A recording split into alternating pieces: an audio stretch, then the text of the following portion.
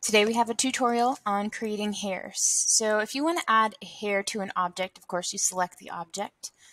On the right hand side, there's a tool that stands for particle systems, which we haven't touched yet, but hair is a particle system, so we're going to select that.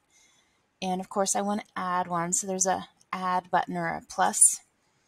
And by default it goes to emitter, which is going to be, we're going to use an emitter in the next lesson. But less used is hair, but that's oddly where we're starting off. So you can increase the amount of hair or decrease it, of course. The seed is kind of like you plant the seed to get a little bit of a different flower, so you can change that up a little bit and the hair changes. Of course, you can change the length of the hair and the segments. I'm going to just make one change under render. I'm just going to step that up to 5 steps. But it's mostly children I want to take a look at. And you can take a look at simple, but I like interpolated. Interpolated is kind of the one that looks a little bit more real to me. And under interpolated, there's a whole lot of settings that you can mess around with too. So there's parting, which you want to part your hair or not part your hair. Click off of that and come back to it. And that would be at the areas where it would part. There's clumping as well. You can add to the clump or decrease the clump. It changes some things up there.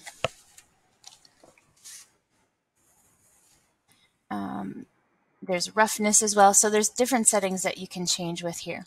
Now this is just a plain gray color. So if I want to change the color of my particle system, it's the same as always. So I'm going to come down here to where I would change the color of anything and give it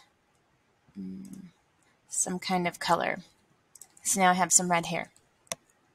Now I want to edit this hair some more. So I want to comb it or cut it. So if I go to object mode, there's this option to edit my particle system. And it has a little comb there so you can kind of see what you're doing.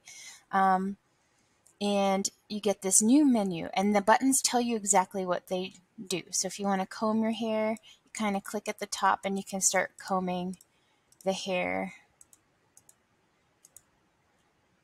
with the comb tool. Now my radius, this circle around my cursor, is huge, so I can come up here to the radius and change that down, and it makes a smaller, refine my radius of the comb, and that goes for any of these tools. So you can change that.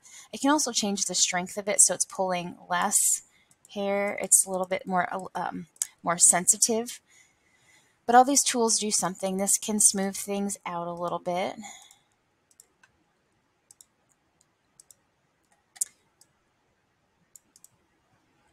I can add hair if I need to. I can change the length of the hair in certain sections. I can poof it up, spreading it out a little bit. And I love cut. Cut is one where I'm going to definitely mess with the radius here. I'm going to reduce that down. And I just want to start cutting away some hair. And you kind of always want to look at the render because there's always like a straggler hair that you don't want, because I can see right here that there might be some hair. But you can cut away some hair. And then as you spin it around, I can see that I need to definitely smooth some things out back here. But you can work with hair. So you have a whole bunch of tools to work with hair. I definitely want to start cutting off some hair down here as well. But that is the idea of working with hair.